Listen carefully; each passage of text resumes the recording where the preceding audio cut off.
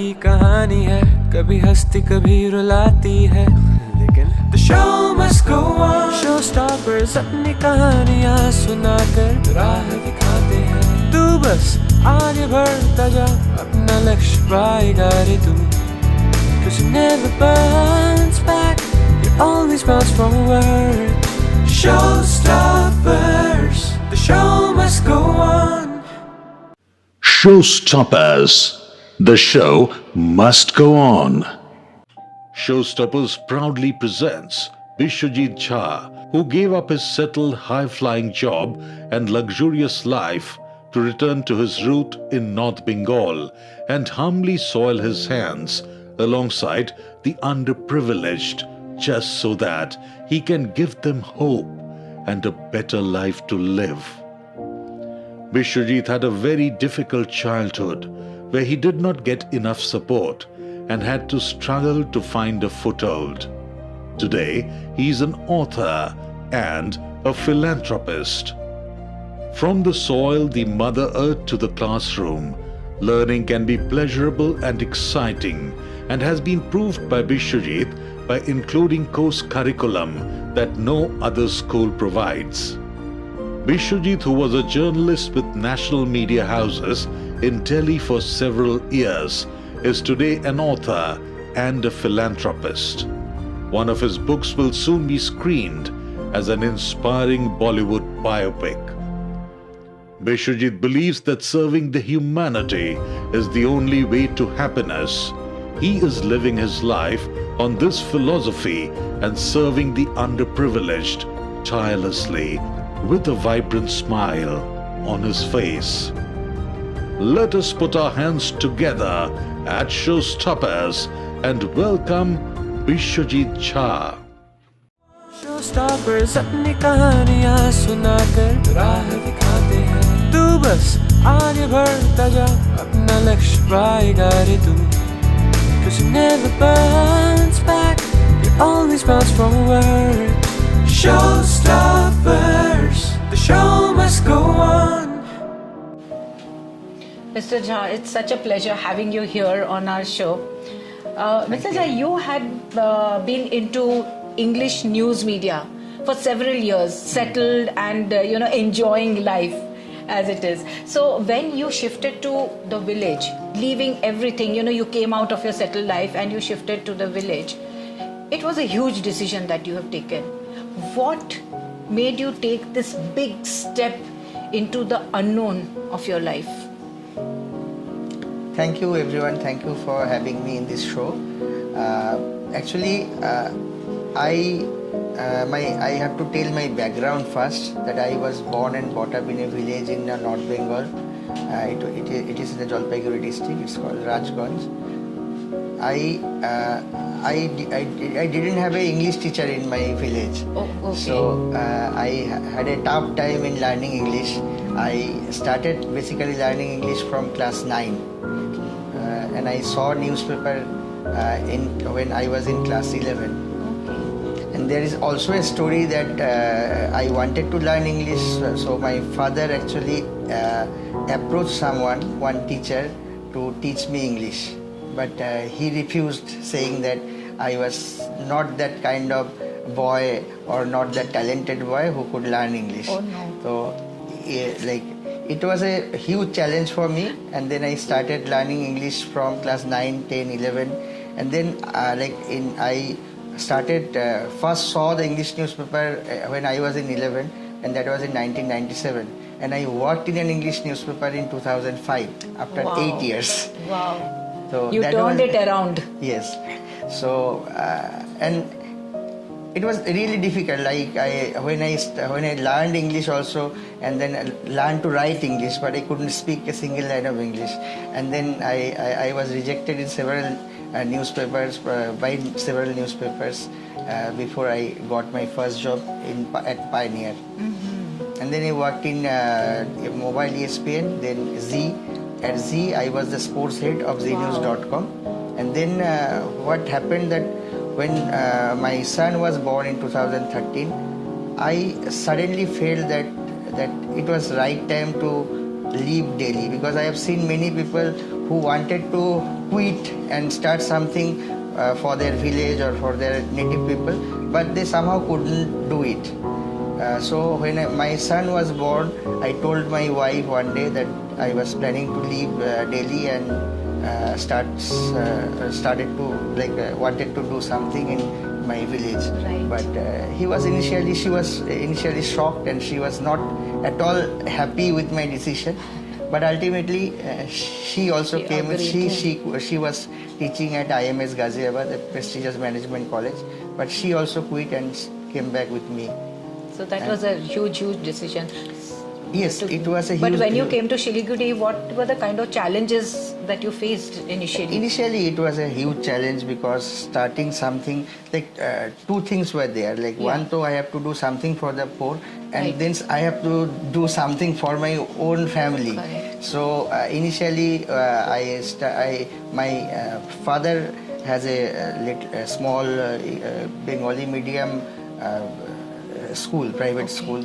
I started teaching there, and then I took up the challenge of running the football academy of my village, which was started by my sports teacher, Mr. Uttam Chakraborty.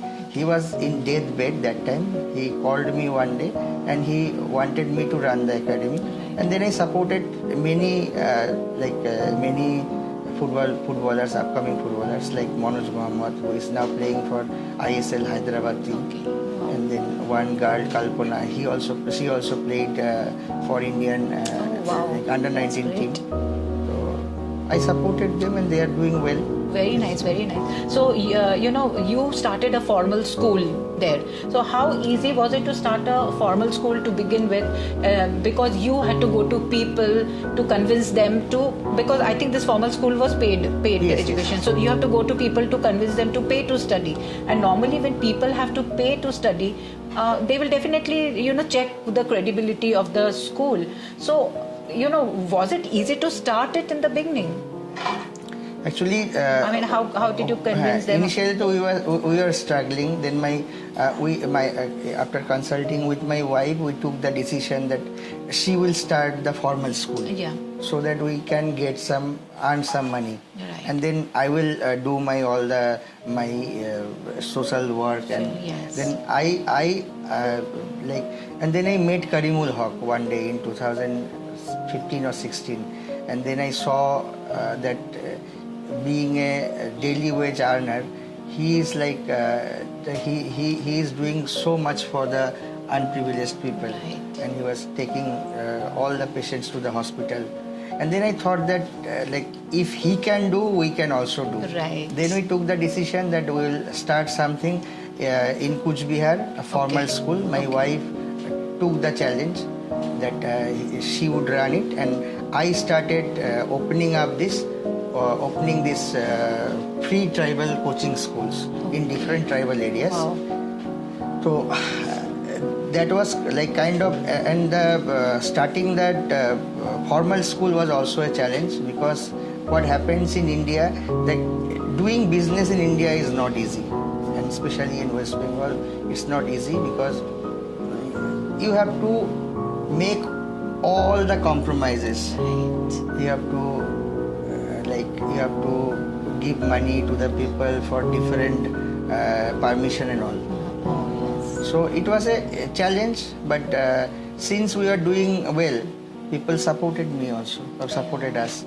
That Yeah, because you were transparent with yourself and with your activities, and people's, gathering people's trust is very important, because I think once people trust, they will automatically want to, they won't mind to join you or come and, study there and everything. So how is the formal school doing now? I mean, how many students you have there formal now? school, we have now almost 1,000 students. We Okay, have, wow, that's great. And in 6 years, we have really grown well. Wonderful. So basically, what we are making in our formal school, that we are trying to give children the first-hand experience of everything.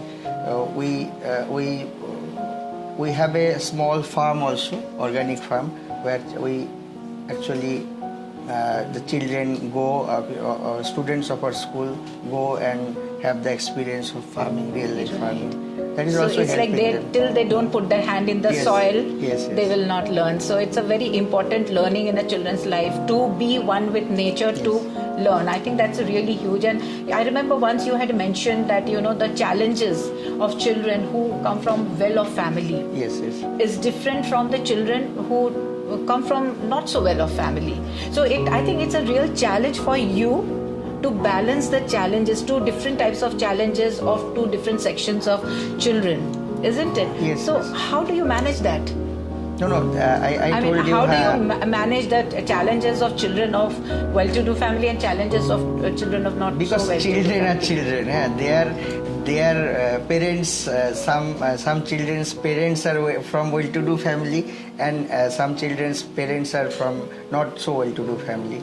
But the children are children. I treat all the children like children.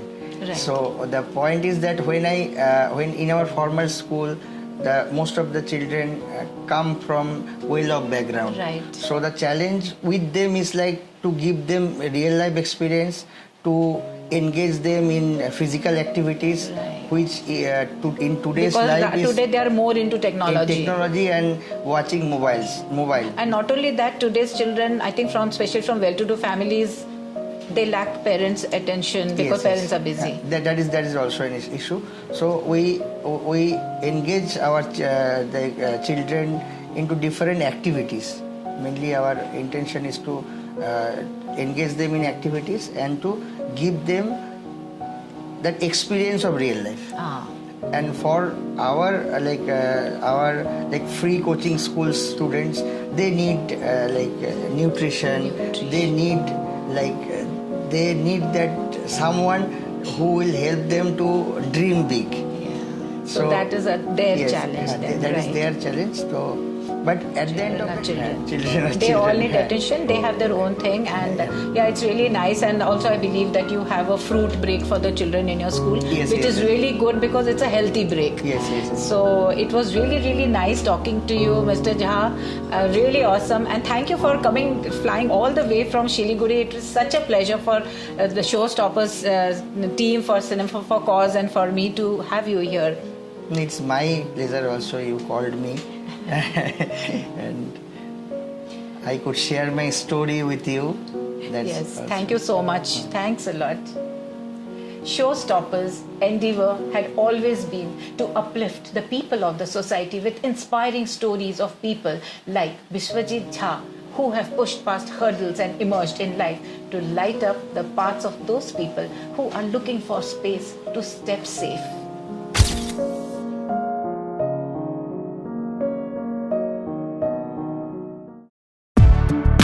Story never ends, story never stops, 'cause it never burns back, you always bounce forward.